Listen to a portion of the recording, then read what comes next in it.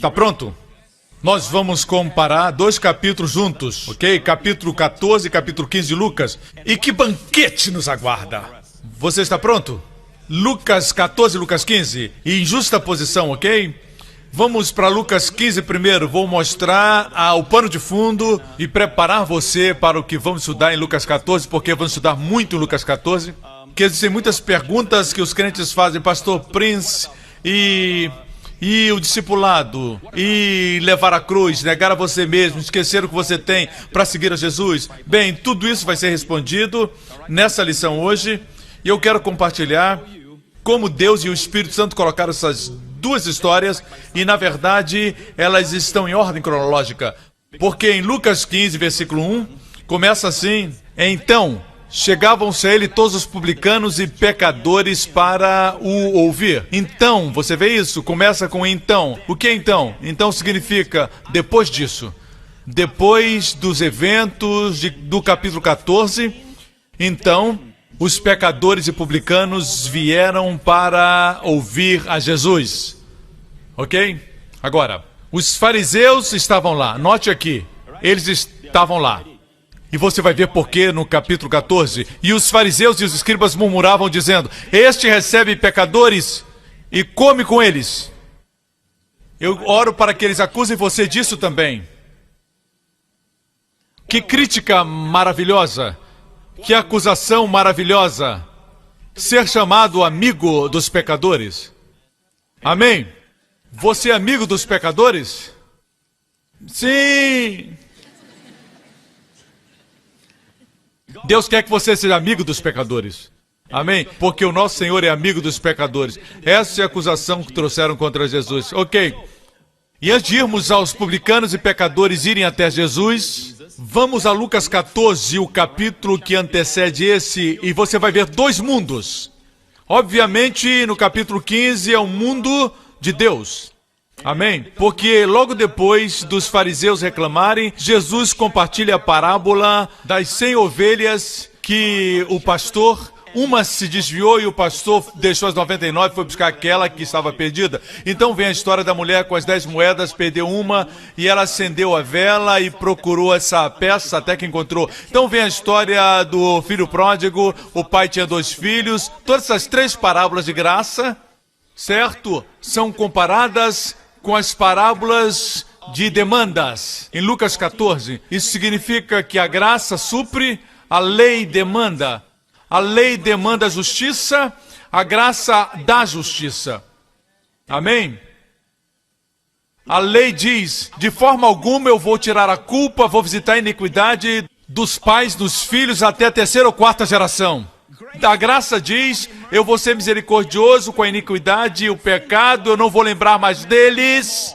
Não me lembrarei significa que Deus lembrava antes, mas não lembra mais. Porque na cruz Deus lembrou de todos os nossos pecados no corpo de Cristo, e Deus na santidade julgou e puniu seu Filho no nosso lugar, para que hoje Deus na sua santidade declare que Ele não lembra dos nossos pecados mais. E Deus faz isso através da sua santidade, da sua justiça. Você está comigo? Não viva na aliança errada.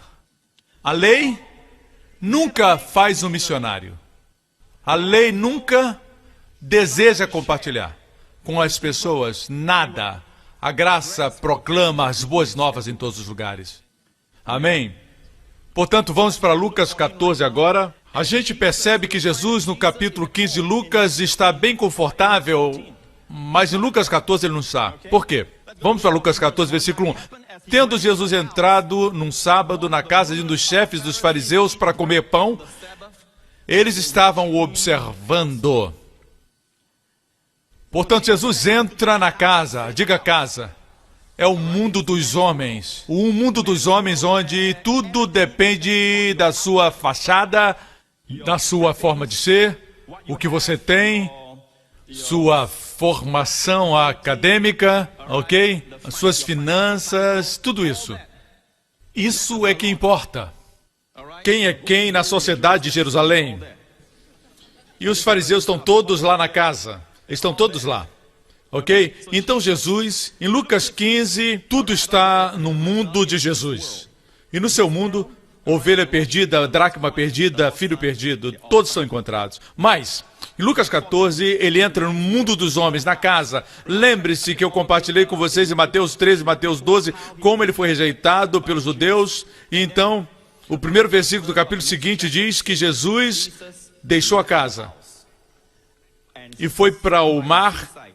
O mar sempre fala dos gentios. E ele deixou a casa, deixou Israel e foi para os gentios pregar as boas novas.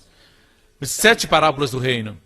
E de igual maneira, Jesus entrou na casa, no mundo dos homens, e os fariseus o convidaram, não qualquer fariseu. Este homem era um chefe, como Nicodemos, era um mestre dos fariseus, um dos principais. E ele convidou Jesus para comer pão, e eles o observavam.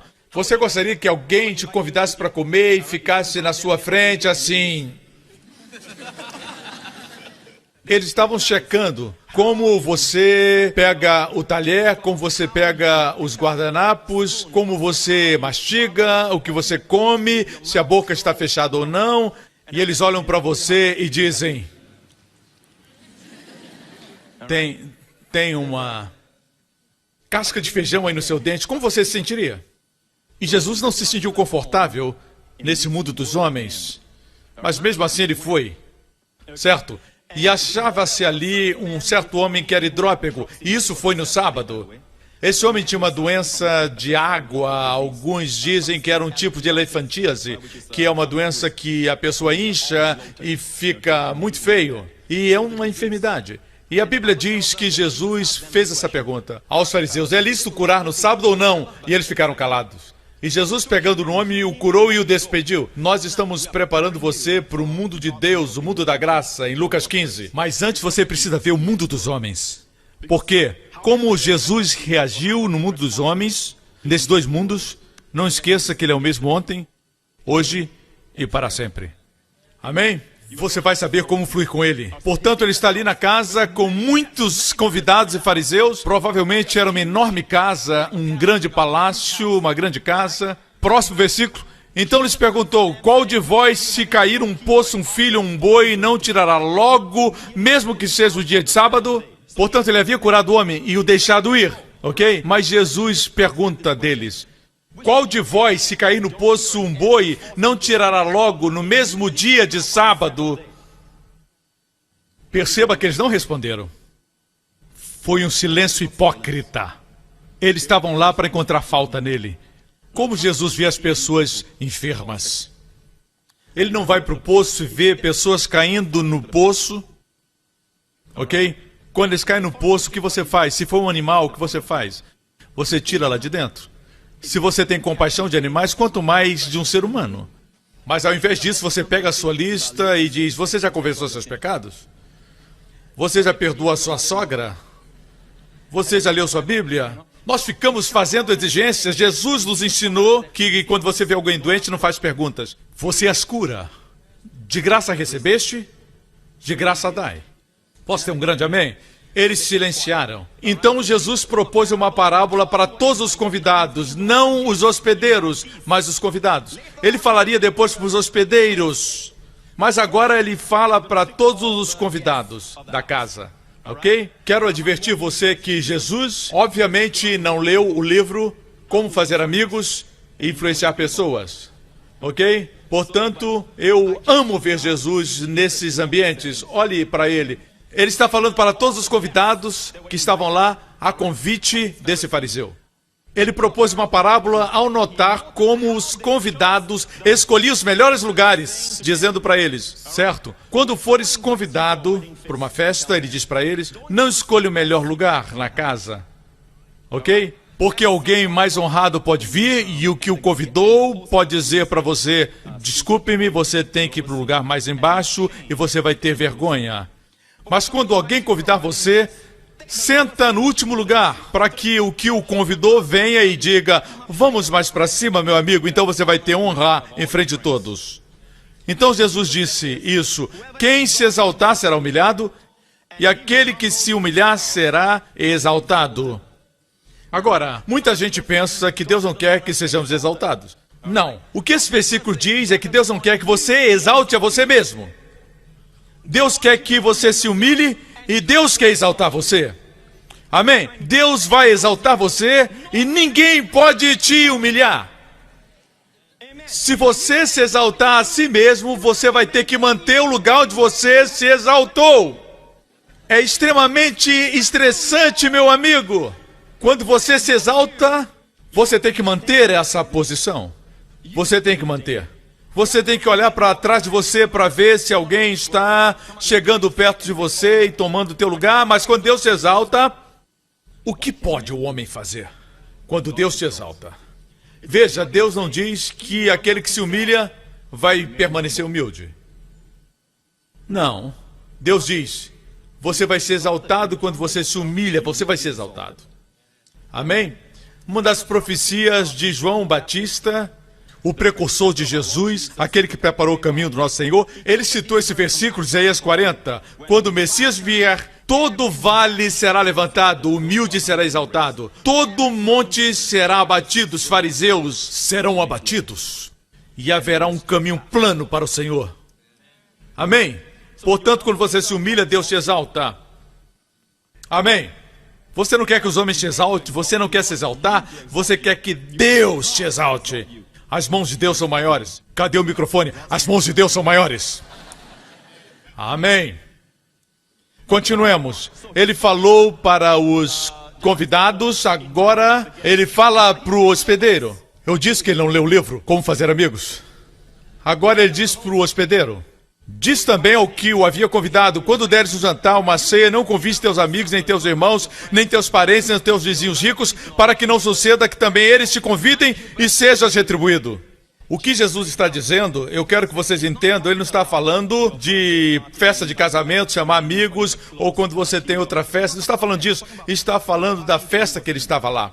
Quando o homem estava exaltando o homem estava mostrando para os outros onde o orgulho da vida do mundo estava lá. O Senhor não estava confortável nesse tipo de mundo. Ele não podia respirar uma atmosfera confortável.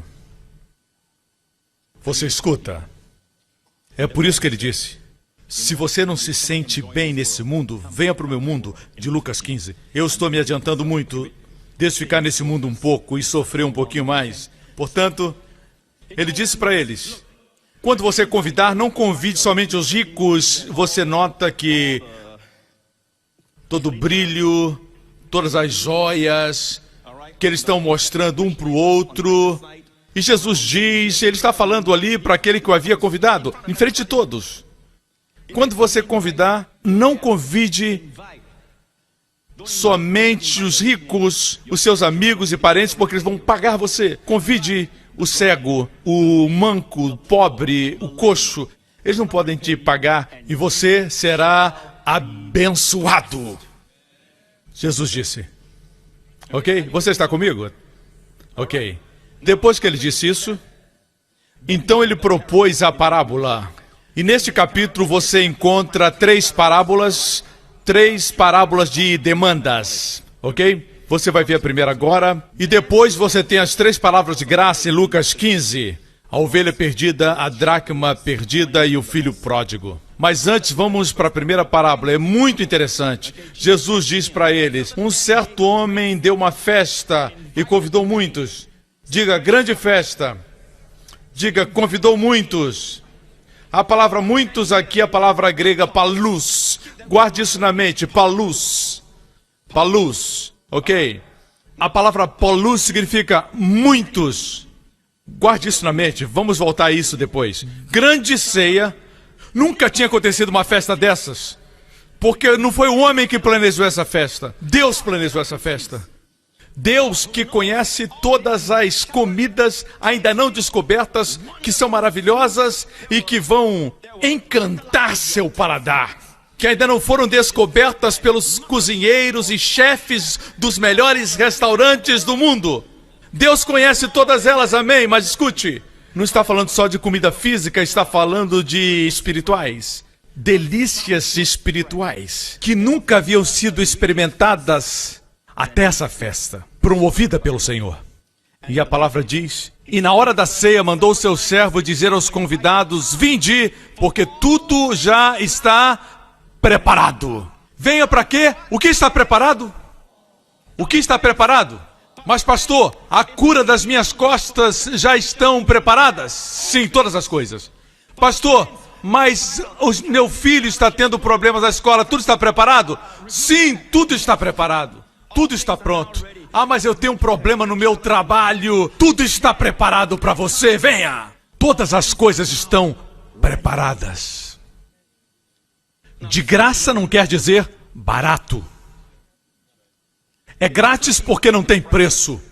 É grátis porque alguém pagou o preço pela festa. E pagou com seu sangue. O seu nome é Jesus. Quando ele clamou, está consumado na cruz, é uma palavra só. Em hebraico, kulá. Em grego, tetelestai. Uma palavra só, que significa todas as exigências da lei de Deus foram cumpridas. Toda a exigência da justiça de Deus sobre o homem, totalmente cumpridas. A justiça de Deus satisfeita. Satanás derrotado. O homem libertado. Deus glorificado. Terminou. Nada pode ser adicionado. Mas pastor, ele não terminou na cruz, terminou na ressurreição? Não. A ressurreição é o fruto daquilo que foi terminado. Por quê? Ele fez um trabalho perfeito e Deus o levantou dentre os mortos. Amém? Você lembra que a Bíblia não diz que ele se levantou dentre os mortos e se sentou à destra dos pais como filho? Ele sempre foi isso.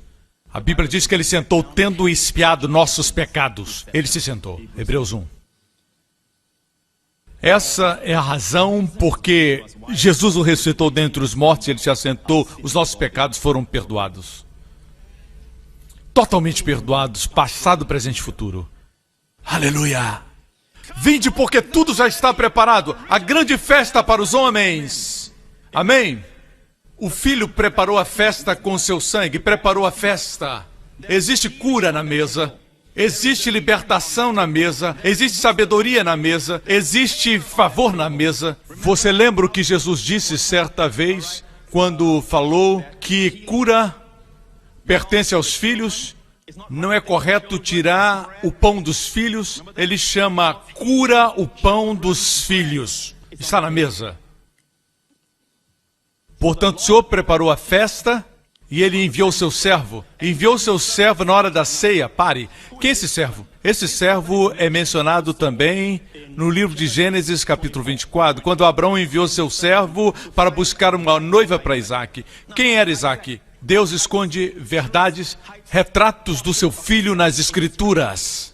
2 capítulos antes, Gênesis 22, Deus diz, pega o teu filho, teu único filho que amas. Mas espera um minuto, não era o seu único filho? Existia também Ismael? Deus estava se referindo ao seu filho, Deus estava vendo o seu filho o tempo todo. Portanto, quando Deus impediu Abraão de sacrificar seu filho, Deus disse, agora eu sei que tu me amas porque não poupaste o teu próprio filho, teu único filho a quem amas. Agora você pode dizer para Deus, Deus, eu sei que tu me amas porque o Senhor não poupou o teu filho, teu único filho, o filho a quem amas. Amém? A Bíblia diz que antes de Abraão enfiar a faca, o anjo parou e ele se virou. Eu acho interessante quando vou a Israel, a montanha onde está o templo, ela vai até o Monte Calvário, literalmente atrás. Significa que Abraão virou-se e viu uma visão de Jesus na cruz. Seu filho não morreu. Aquele era o verdadeiro Cordeiro de Deus. Você me escuta? E quando Jesus caminhou na terra, 2000 anos depois desse evento, no Monte Moriá, Jesus caminhou na terra e os fariseus acusaram Jesus. Jesus disse, escutem, Abraão se alegrou por ver o meu dia. Quando? E eles olharam para Jesus e disseram, você não tem nem 50 anos e você viu Abraão? Antes de Abraão existir, eu sou. Assim, ele era aquele que na cruz estava quando Abraão viu. Abraão se alegrou por vê-lo. Eu creio que Abraão teve uma visão no Monte Moriá. 2 capítulos depois desse, a Bíblia diz, Abraão já velho envia o seu servo, o nome não é dito, para encontrar uma esposa para o seu filho. Seu filho é um retrato de Jesus. E assim começa o mais longo capítulo do livro de Gênesis. Por que Deus gastou tanto tempo com esta mulher, Rebeca? Porque é um tipo da noiva de Cristo, você e eu. E o servo que nunca foi nomeado, Por quê? Porque o Espírito Santo não veio para chamar atenção para ele mesmo. Ele veio para chamar atenção para Jesus Cristo, o Filho amado.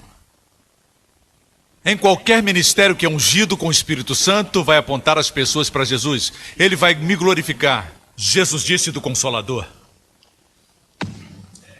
Amém? Então, a Bíblia nos diz que Jesus disse essas palavras. Convide-os, porque todas as coisas estão prontas. Assim o Pai enviou o Espírito Santo, o Filho preparou a festa, agora o servo está preparando, o Espírito Santo está preparando os convidados. Ok? Preste atenção. Mas todos a uma começaram a excusar-se. Disse o primeiro: comprei um campo e preciso ir vê-lo. Rogo-te que me deis por escusado. Outro disse: comprei 5 juntas de boi e vou experimentá-las. Rogo-te que me deis por escusado. Escute. Nenhuma festa pode ser promovida pelos homens como esta festa. Por quê? Porque Jesus pagou a conta. Deus preparou. Não existe nenhuma necessidade do homem que não esteja suprida nesta mesa. Seja alguma coisa para sua mente, perpétua paz está nessa mesa. Seja a libertação de um vício está nessa mesa. Você pensaria que os homens correriam para essa mesa, mas você sabe quão cegos nossos corações são, que quando existe uma festa diante de nós, nós damos desculpas de não vir. E que estúpidas essas desculpas. Ilógicas essas desculpas. Esse homem diz: comprei um pedaço de terra e preciso ir vê-la. Me deixe por escusado. Quem? Quantos de vocês compram propriedades antes de vê-la? É estúpido isso. Eu comprei e depois ele vai ver. É uma desculpa esfarrapada. O próximo é pior ainda. Eu comprei 5 juntas de bois e vou experimentá-las. Deixe-me contextualizar. Eu comprei um novo BMW. Eu comprei, está comprado. Eu vou fazer um test drive. Ok? São desculpas somente. É possível que o homem seja confrontado com a festa mais maravilhosa nesse universo e ainda assim não tem desejo pela festa de Deus, pela bondade de Deus. Sim, uma criança que é alimentada com balas somente, se você trouxer uma fabulosa trufa ao óleo, é somente nessa estação que você tem, você coloca diante dessa criança e você coloca balas, qual que ela vai escolher? Bala! Faz bem para ele? Não. Ele sabe disso? Depois de tantas vezes que a mãe diz, claro. Mas o que ele quer? Bala. O coração do homem está tão predisposto para o pecado e mal, que quando a bondade de Deus vem, em toda a sua pureza, ele crucifica. Nunca diga: se eu estivesse lá, eu não faria isso. Você faria a mesma coisa. Nós deixaremos Jesus, que caminhou aqui fazendo bem e curando os oprimidos pelo diabo, e trocaríamos por Barrabás, o marginal. Esse é o homem. Jesus disse, melhor, o pai disse para o servo no versículo seguinte: casei-me e portanto não posso ir, disse outro. Assim o servo contou isso para o seu senhor. Então o dono da casa, indignado, o que faz Deus se indignar hoje? Ele fica indignado quando ele tem tantos bens para dar e eles não querem nem uma gota. Ele tem tanta cura para você e você nem quer experimentar. Ele tem tanto amor e você prefere buscar nos sistemas quebrados do mundo que não podem satisfazer. Ele fica indignado. Quando eu vejo isso, até a sua ira me encoraja e aquece meu coração. Indignado porque ele tem tanto para dar para o homem, mas o homem quer prover para si mesmo, suprir para si mesmo, cuidar de si mesmo. É por isso que a graça não é bem recebida, porque o homem quer fazer alguma coisa. Vocês me escutam, irmãos? Então o mestre disse para o seu servo, o Espírito Santo: sai depressa para as ruas e becos da cidade e traz aqui os pobres, os aleijados, os cegos e os coxos. Este foi o primeiro passo de Deus, e nós vemos isso no livro de Atos, nas estradas e nas ruas nas ruas e estradas pequenas, áreas pequenas, na Judéia, Samaria, e vai até as partes mais distantes da terra. Assim o Senhor disse, vai e traz todos os pobres, os coxos, os cegos e traga-os. E o servo disse, Senhor, está feito como ordenaste, e ainda há lugar. Deixe-me lhe dizer algo. Graça de Deus é sempre maior que o pecado. O suprimento de Deus sempre é bem maior do que as nossas necessidades e nossas demandas. Sempre. Quando Deus primeiro introduziu a Páscoa em Israel, e Deus disse a Israel em Êxodo 12, pega um cordeiro, e se a família é muito pequena para um cordeiro, compartilhe o cordeiro com seu vizinho. Nunca é o cordeiro que é muito pequeno, é sempre a família que é muito pequena. O poder de comer é muito pequeno, o cordeiro é sempre grande. O suprimento de Deus sempre excede sua demanda. E depois que você está satisfeito, e a rota, ainda existem 12 cestos restando. Você me escuta? Portanto, o Espírito Santo diz, traga das ruas e becos, porque ainda há lugar. As pessoas me perguntam como Jesus morreu por todos os homens de todos os tempos. Amigos, se você conhecesse o infinito valor daquele homem, o homem que foi pendurado na cruz, você conhece o infinito valor desse homem, você saberia que este homem vale mais do que todos os homens postos juntos, vale mais do que todos os anjos dos céus. Estou dizendo que ele vale mais do que todos os planetas que precisam de salvação. Ele pode salvar todos eles e ainda haverá muito mais restando. Aleluia! E esse é Jesus. Ele morreu por todos aqueles que estão no passado, no presente e no futuro. E muito mais se existir. Amém. Na maior parte das conferências que eu prego, eu sempre tento falar igualmente. Eu tento dizer que o primeiro Adão, quando ele pecou, o primeiro Adão não pode desfazer o seu pecado fazendo o que é certo. Você me entende? Falamos aos pecadores que eles não podem desfazer a sua posição como pecador, o seu estado de pecador, fazendo o que é certo. Ok? Você precisa nascer de novo. E quando Jesus, último Adão, veio, e nós falamos para os cristãos, agora que você é justo, mas cuide-se, se você pecar, você fica injusto de novo. Em outras palavras, o que o primeiro Adão fez é mais poderoso que o último Adão fez, porque o último Adão não pode desfazer o seu estado. Quando o primeiro Adão não pode desfazer o seu estado como pecador, fazendo bem, mas como crentes, nós podemos desfazer nosso estado num dia. Alguma coisa está errada. A igreja não está pronta para ouvir falar do muito mais que o último Adão fez. Nós ainda não entendemos e os colocamos em igualdade. Nós honramos o primeiro Adão mais do que o último Adão fez. Nós dizemos que o que o primeiro Adão fez nos tornou todos pecadores e não podemos desfazer por nossas ações. Mas o que o último Adão fez faz todos nós justos, mas nós podemos desfazer com as nossas ações. Alguma coisa está errada. Ok, vamos continuar. O servo diz, ainda há lugar, diz o Espírito Santo. E então o mestre diz para o seu servo, sai pelos caminhos e valados e obriga-os a entrar, para que a minha casa se encha. Note que o último mover de Deus será nos caminhos, autoestradas, vias expressas, avenidas e valados. Estamos vendo isso acontecer. Valados são cercas, cortinas.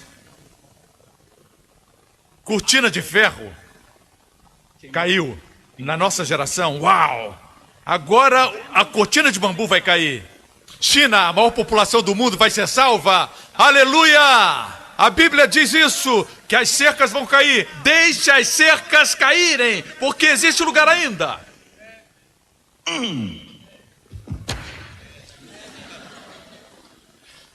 Aleluia!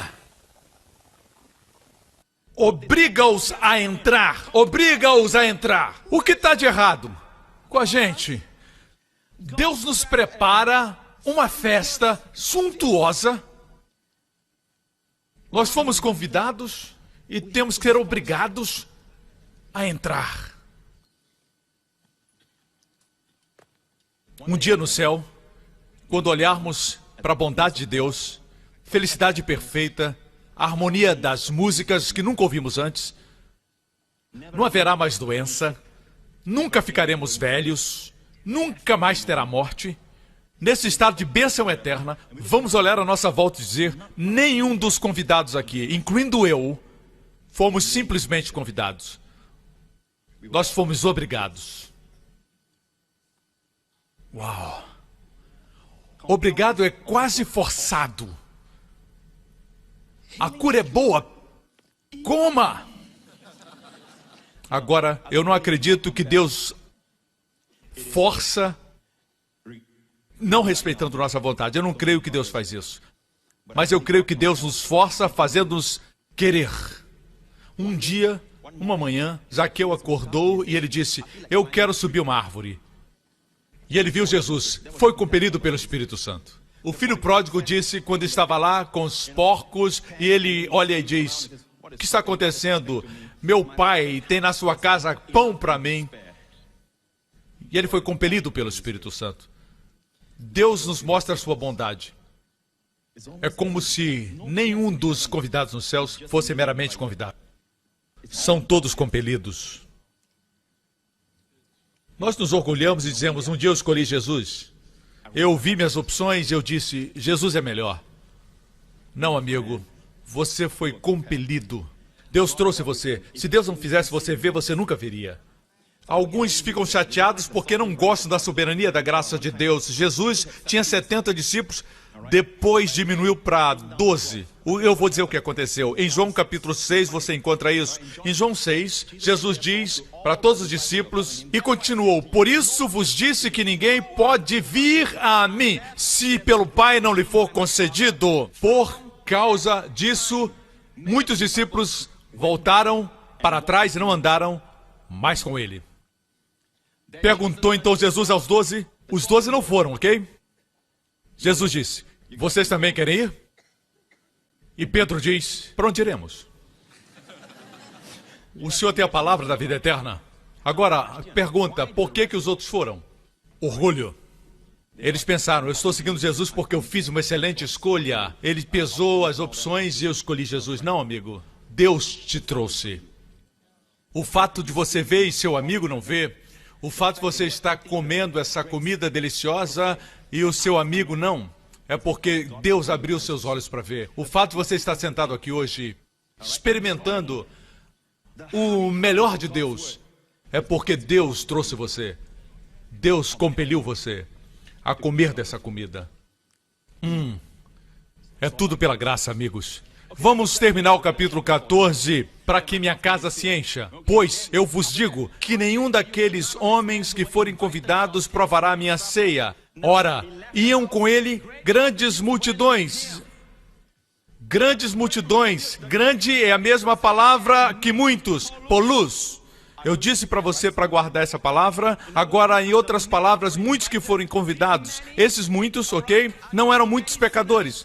Eles eram os escribas, os fariseus, os ricos e todos aqueles. Eles vieram atrás de Jesus para ver alguns milagres. Você pode vir para Jesus por razões erradas. Você pode ver a Jesus como um exemplo, um padrão e não um salvador. Certo? Obviamente, essa grande multidão não é a mesma de Lucas 15, versículo 1. Vamos para Lucas 15, 1. Então chegaram-se a ele todos os publicanos e pecadores. Obviamente, para chegarem a ele, não estavam entre a grande multidão. Vocês me escutam? Voltemos à grande multidão, Lucas 14. São justos em si mesmos aqui. E eles veem Jesus como um padrão. Ensine-me o que você sabe, o que você fez para produzir a limpeza desse leproso. Eu quero fazer o mesmo. Você pode, na verdade, vir a Jesus querendo aprender os seus meios de sucesso, mas não se alimentar dele. Como você trata Jesus? Você o vê como um padrão, um exemplo, ou você o vê como seu Salvador? E todos os dias necessitamos de salvação. Precisamos todos os dias ser salvos dos nossos desejos, do nosso temperamento, da nossa ira, salvos do estresse, preocupações. Todos os dias nós necessitamos de um Salvador. Como você trata o Senhor Jesus? Você vê só um padrão, um exemplo? Pastor, mas nós precisamos ter Jesus como exemplo, certo? Mas esse não é o primeiro chamado que Deus tem no seu relacionamento com Jesus. Não é ser um exemplo, mas ser seu Salvador. Certo, a Bíblia ensina-nos a seguir Deus, imitar Deus, sim. Mas deixe-me mostrar o contexto. Efésios 5. Portanto, sede imitadores de Deus como filhos amados. A palavra imitadores, mimetes, da palavra grega mimos, é de onde vem a palavra mímica. Em outras palavras, sede os que fazem mímica de Deus como filhos amados. A palavra amados aqui no grego é a palavra agapetos. É muito amados filhos. E foi usada para falar de Jesus Cristo quando ele veio no Rio Jordão e o pai disse, esse é o meu filho agapetos, amado filho. Em outras palavras, os que sabem que são amados pelo pai, esses imitam o pai. Escute, esse que conhece o amor do pai, imitam o pai. Escute, isso faz você criar seus filhos melhor. Só olhe para você. E ame muito os seus filhos. Quando os filhos sabem que são amados, eles imitam o pai. Algumas vezes os filhos sabem que eles são amados, mas o pai tem um hábito ruim. Talvez o temperamento, talvez eles fumem. Acredite em mim, quando uma criança na sua vida sabe que ele é amado, ele vai te imitar. Inclusive o negativo. Assim, para você fazer mímica de Deus, precisa saber que ele te ama. Ok, na tradução amplificada, portanto, sejam imitadores de Deus, copiem e sigam seu exemplo, como filhos bem amados imitam o seu pai. Portanto, tudo que eu tenho que fazer é ter certeza que os meus filhos são bem amados. Então eu me comporto, porque eles vão me imitar. Assim, a primeira coisa que Deus quer que você saiba todo dia no seu relacionamento com Jesus é humilhar-se a si mesmo e dizer, Senhor, hoje tem muita coisa para o Senhor me salvar. Mas para Deus não existe problema, o nome dele é Salvador. Todos nós dirigimos um carro, muitos de nós, mas não trabalhamos como motoristas. Ok? Muitos de nós jogamos basquetebol, mas nem todos nós somos cestinhas. Alguns de nós cantam, outros desafinam, mas nem todos são cantores, muitos são desafinados. Amém? Jesus não nos salvou só uma vez, ele é chamado Salvador, porque o seu trabalho é sempre salvar. E ele salva a sua pele também. Essa é uma boa notícia para as mulheres, ele salva a sua pele. De qualquer forma, vamos para Lucas 14, mas vamos concluir, igreja, veja.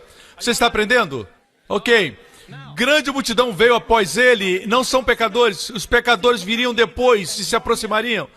É redundante dizer que os pecadores se aproximaram se eles já estivessem lá. Essas pessoas que vieram da casa dos fariseus e eles vieram atrás dele por muitas razões, predominantemente para a justiça própria.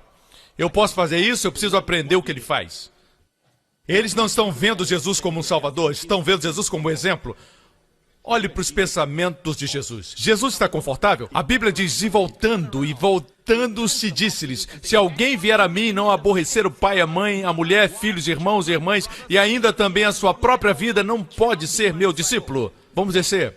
Quem não levar sua cruz não me segue, não pode ser meu discípulo. Pois qual de vós, querendo edificar uma torre, não se senta primeiro a calcular as despesas para ver se tem com o que acabar? Para não acontecer que depois de haver posto alicerce e não podendo acabar, todos que virem começam a zombar dele dizendo, este homem começou e não pode acabar. Terceira parábola. Ou qual é o rei que indo entrar em guerra com outro rei e não se senta primeiro a consultar-se com 10.000, pode ser o encontro do que vem contra ele ou com 20.000?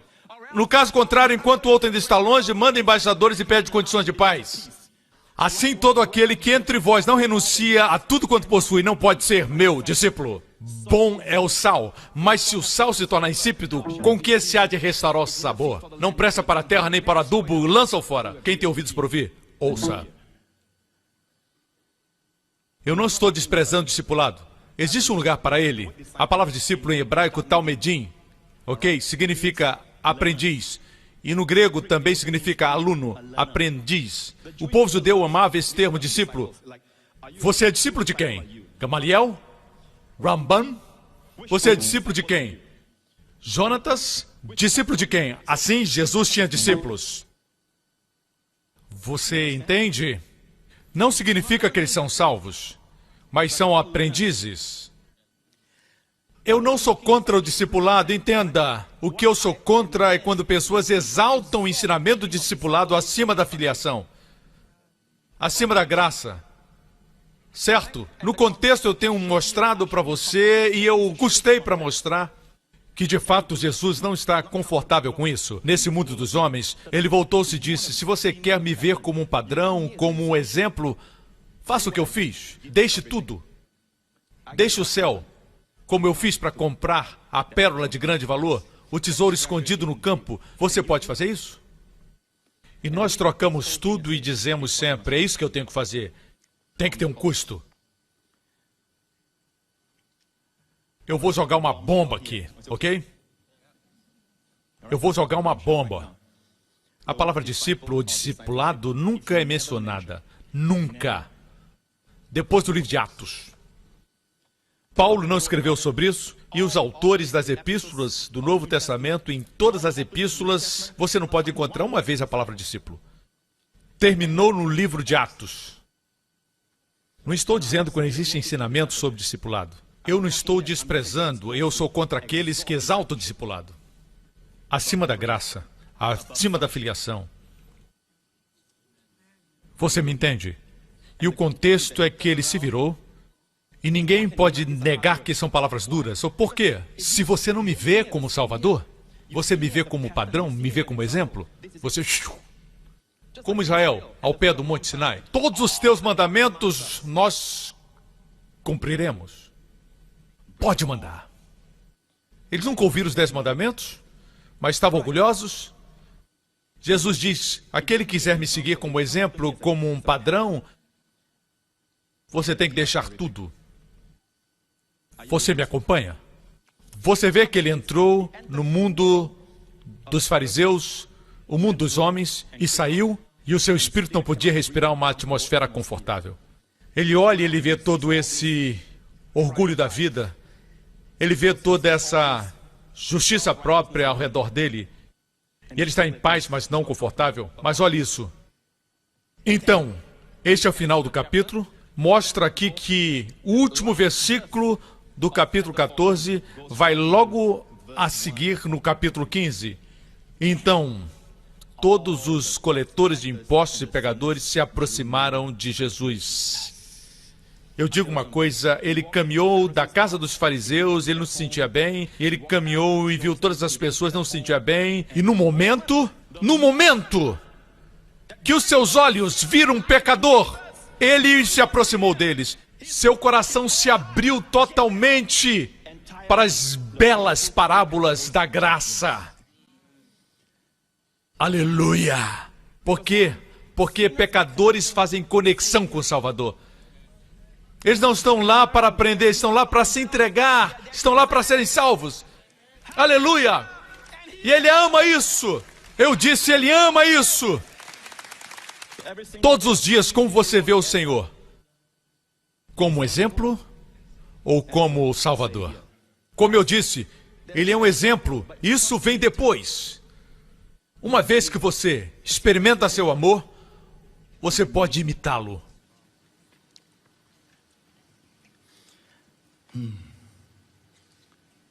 É maravilhoso. O seu coração se abriu e ele contou as parábolas. Por que ele não compartilhou com os fariseus? Não tinham coração para isso. Por que as grandes multidões, ao invés de querer tomar a cruz e segui-lo, porque tinham justiça própria? Mas no momento que um pecador se aproxima de Jesus, eles têm comunhão com ele como Salvador, não como um mestre. Seu coração se abre e ele conta as parábolas mais amáveis que jamais contou. As 3 parábolas. Portanto, nós vemos aqui as 3 parábolas de demanda, Lucas 14. Agora nós vemos as 3 parábolas de graça, suprimento. Certo? Nós vamos focar na última por causa do tempo. É muito famosa e todos conhecem. Mas vamos rapidamente, próximo versículo. Os fariseus murmuram dizendo, este recebe pecadores. Versículo seguinte, lhe propôs essa parábola. Qual dentre vós é homem que possuindo 100 ovelhas e perdendo uma delas, não deixa as 99 no deserto e não vai após a perdida até que a encontre? E achando, põe sobre seus ombros cheio de júbilo. E chegando em casa, reúne os amigos e vizinhos e lhes diz, alegrai-vos, porque achei minha ovelha que havia sido perdida. Digo-vos que assim será maior alegria no céu quando o pecador se arrepende do que por 99 justos que não necessitam de arrependimento. Vou repetir o que Jesus disse. Maior alegria haverá no céu por um pecador que se arrepende do que por 99 justos que não necessitam de arrependimento. Agora pare por um momento e pense com você mesmo. Ele está falando de uma pessoa que se arrepende traz mais alegria para o céu? Uma pessoa que se arrepende mais? Como a ovelha se arrependeu? A ovelha foi perdida. O pastor deixou as 99... Deixou 99. Nenhum pastor faz isso. Nenhum pastor deixa 99 para encontrar uma, exceto o verdadeiro pastor. Ele deixou, ele buscou, ele foi, ele encontrou, ele pegou, ele colocou nos ombros, ele se alegrou, ele chama seus amigos, alegrem-se comigo. Ninguém faz isso. São assim todos os pastores? Como que a parábola termina? Jesus diz, assim existe alegria no céu quando um pecador se arrepende. Como a ovelha se arrependeu? Eu perguntei ao Senhor uma vez, as pessoas estavam dizendo, tem que pregar mais arrependimento.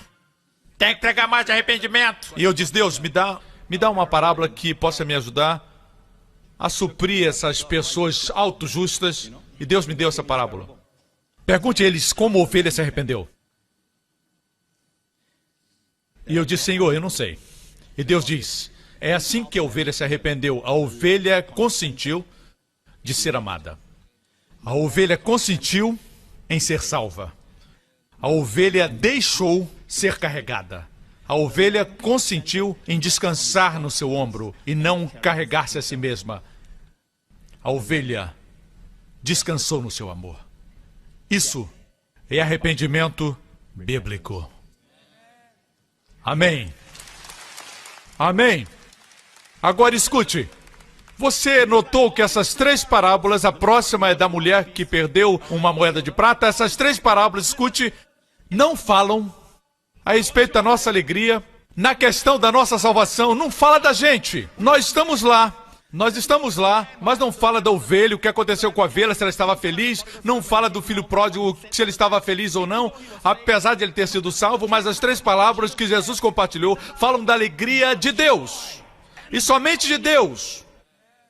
A alegria de Deus em resgatar você. A alegria de Deus em salvar você. A alegria de Deus em redimir você. Fala da alegria do que encontrou. E não do encontrado. Uau! Pensar que nunca se poderia imaginar no coração do homem que o mundo de Deus se torna mais feliz quando os pecadores entram nele.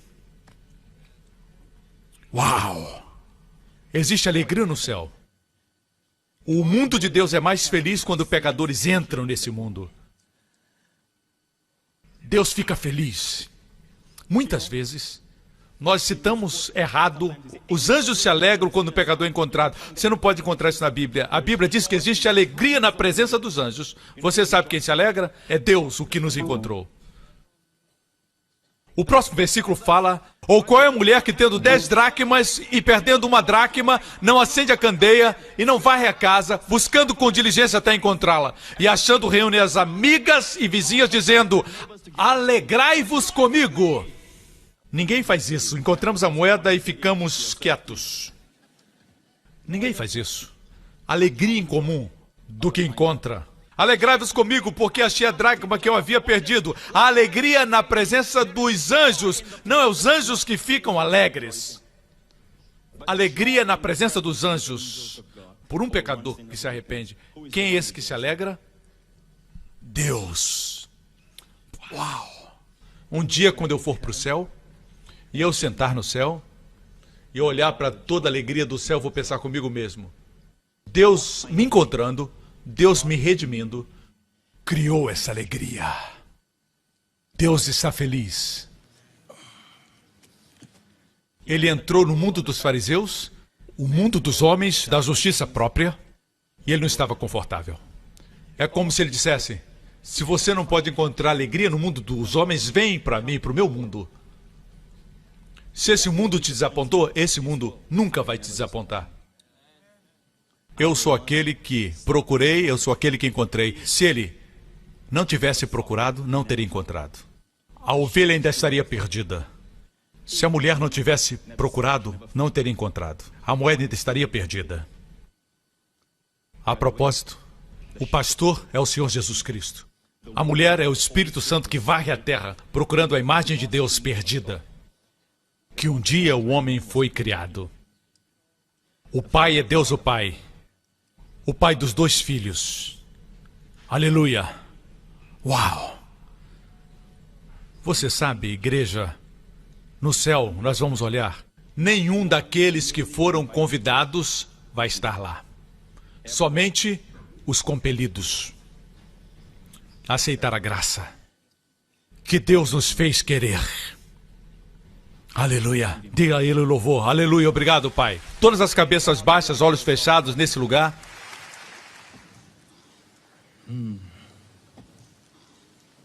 Obrigado, Senhor Jesus. Obrigado, Senhor Jesus.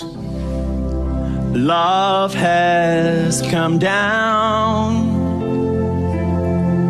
Love has come down.